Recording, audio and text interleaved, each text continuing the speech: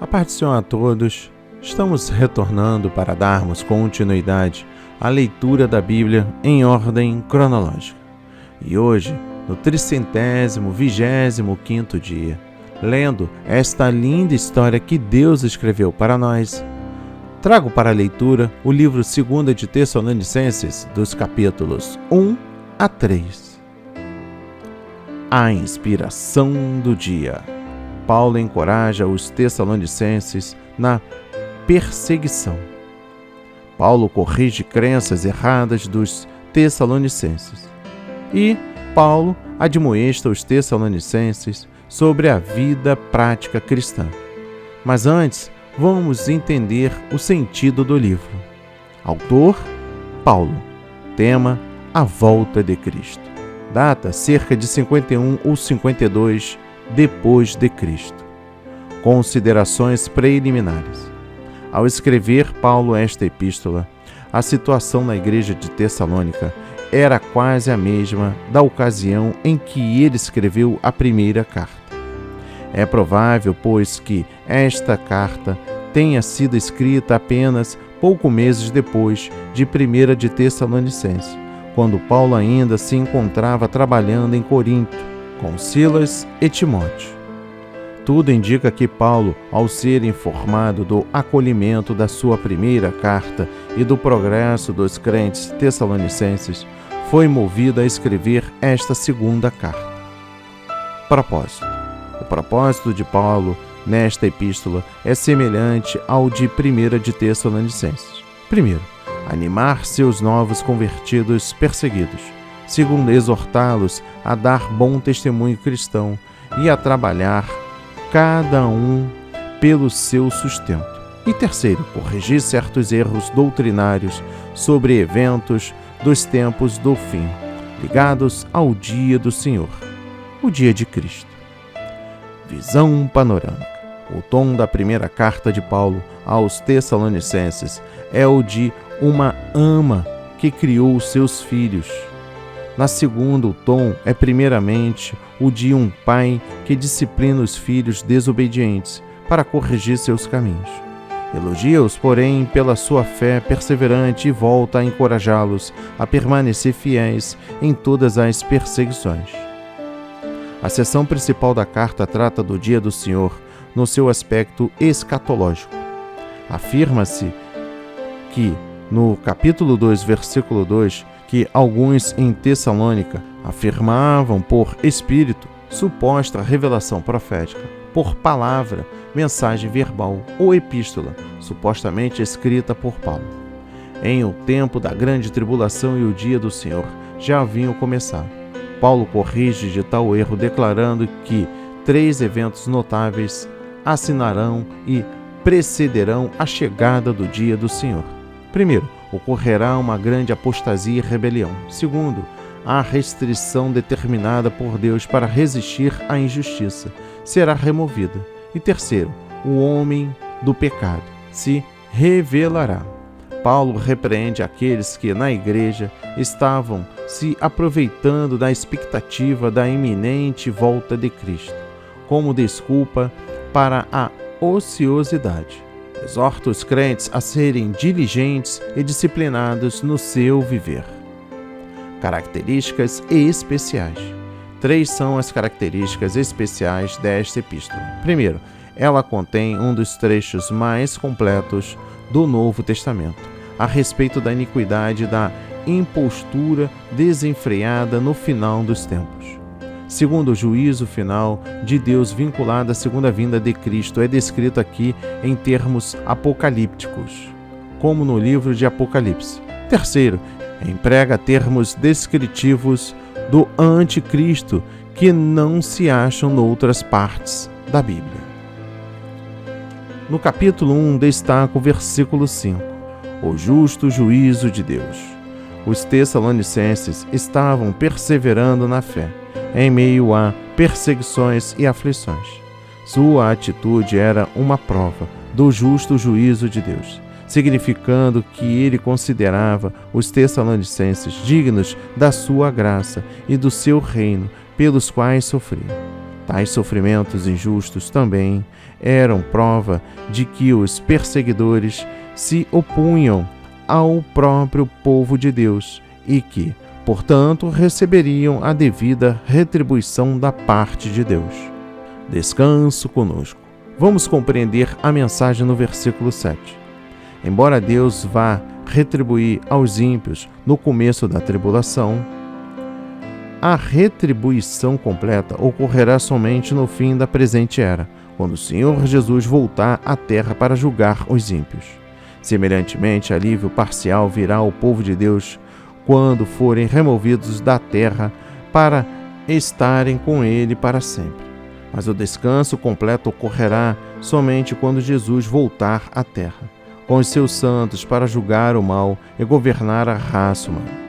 O descanso completo haverá quando Jesus for em vós glorificado e vós nele, no dia final. Essa é a vitória total quando a justiça reinar, o pecado for derrotado e os fiéis seguidores de Cristo forem vindicados. Eterna perdição. Vamos compreender a mensagem no versículo 9. Esta é a declaração mais clara nas epístolas de Paulo, no tocante ao castigo eterno dos ímpios, quando vier para ser glorificado. Preste atenção na mensagem no versículo 10. Este trecho não trata do momento em que os crentes serão arrebatados para encontrar-se com Cristo. Fala, sim, da revelação que Jesus Cristo, em poder e grande glória para destruir o presente sistema mundial e inaugurar seu reino milenar na terra. No capítulo 2 destaca o versículo 1, a vinda de nosso Senhor Jesus Cristo. Na sua primeira epístola aos Tessalonicenses, Paulo garantiu que todos os crentes verdadeiros serão arrebatados para encontrar o Senhor nos ares, e assim ficarão para sempre com Ele. Este evento os livraria da ira futura de Deus sobre a terra. Agora, porém, os falsos mestres ensinavam que o dia de Senhor, dia de Cristo, já havia começado e que a ira final de Deus estava sendo derramada sobre a terra.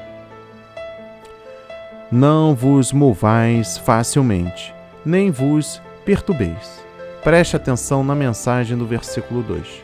Os Tessalonicenses estavam perturbados por causa do que os falsos mestres estavam ensinando sobre o dia do Senhor. Paulo lhes para não se alarmarem, porque o dia da ira de Deus ainda não era chegado. Duas coisas assinalarão essa chegada. Primeiro, havendo uma apostasia específica, e segundo, manifestar-se o homem do pecado. Paulo declara em seguida que esses dois eventos não se cumprirão enquanto um que agora resiste seja tirado. As palavras de Paulo, quer por espírito, quer por palavra, talvez indiquem que os falsos ensinos eram transmitidos através de línguas, com interpretação ou através de profecia. Sem que antes. Preste atenção na mensagem no versículo 3. Paulo explica os eventos que assinalarão o início do dia do Senhor e passa a considerar a destruição do homem do pecado e dos ímpios no final desta era. A sequência dos eventos será assim. Primeiro, no decurso de toda a época da Igreja, um mistério da injustiça está em ação, o que nos faz lembrar que o fim está chegando. O mal se tornará cada vez mais desenfreado à medida que a história chega ao fim. Segundo, à medida que o mistério da injustiça predomina e a apostasia na Igreja atingirá proporções cada vez maiores. Terceiro, o detentor, isto é, o que restringe o mistério da injustiça, é então tirado do meio. Quarto, em seguida manifesta-se o homem do pecado. Quinto, a apostasia chega ao auge na sua rebelião total contra Deus e a sua palavra.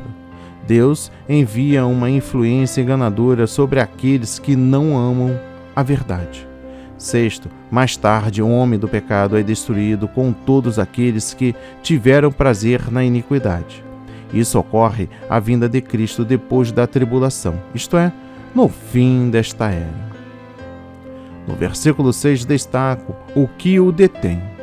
Algo está detendo o homem do pecado. Quando aquele que o detém for tirado do meio, começará o dia do Senhor.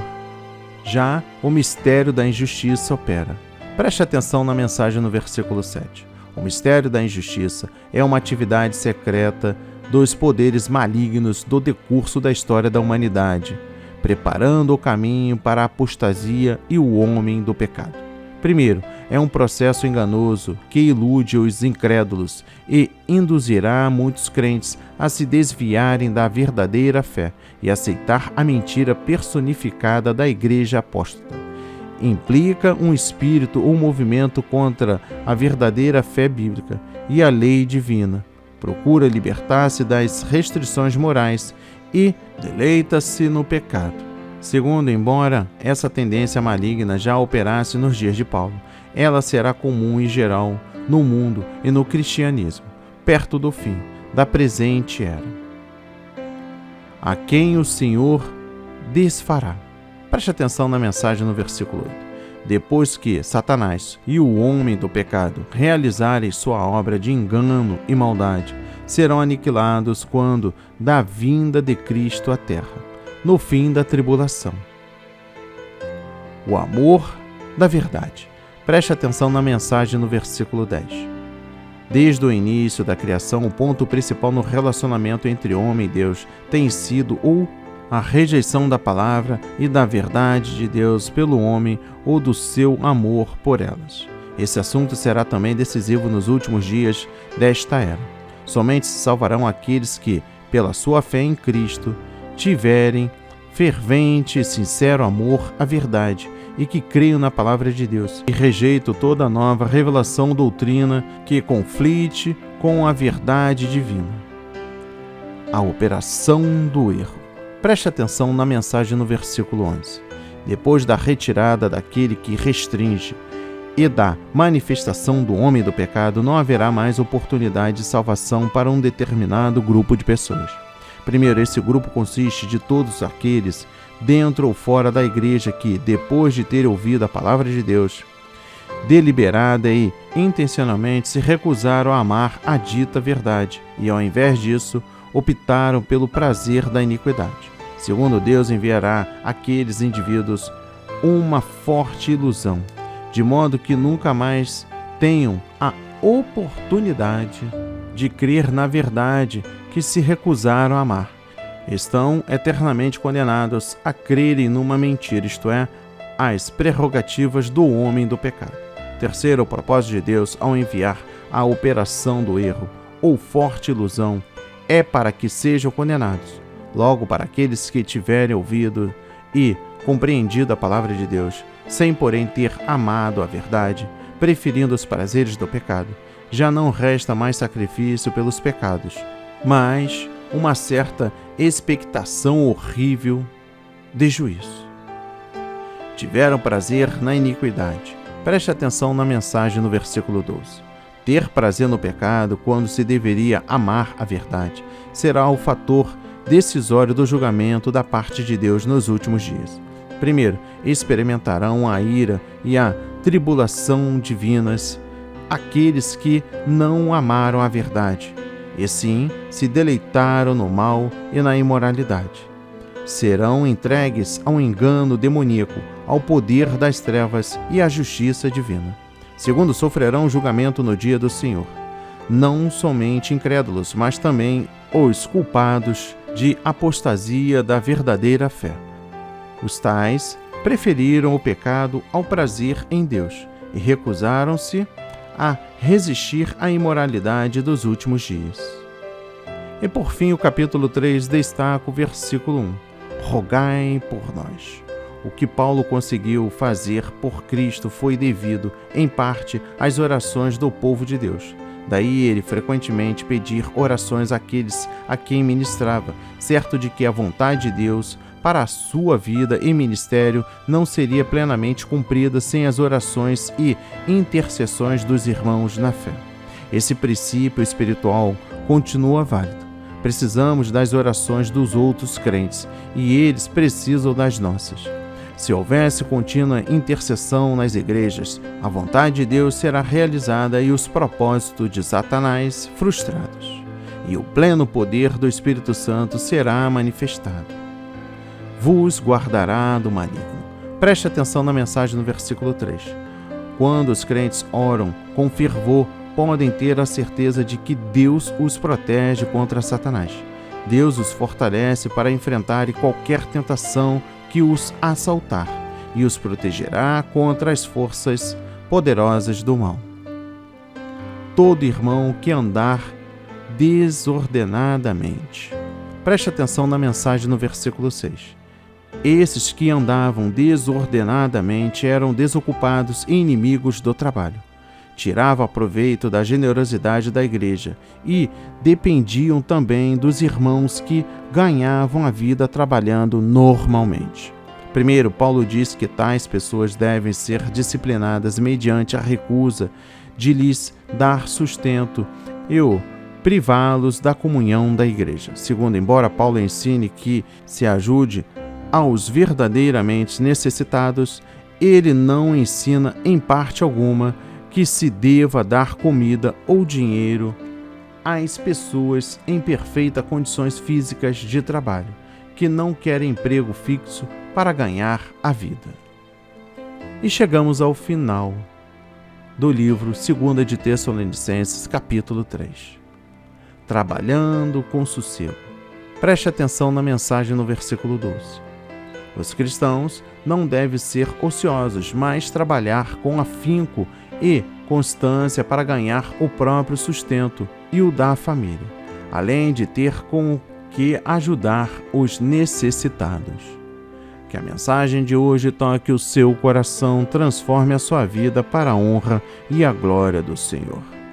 Leia a Bíblia diariamente, pois este é o verdadeiro canal que se aprende, conhece a verdade e ouve a voz de Deus. Amém e graças a Deus.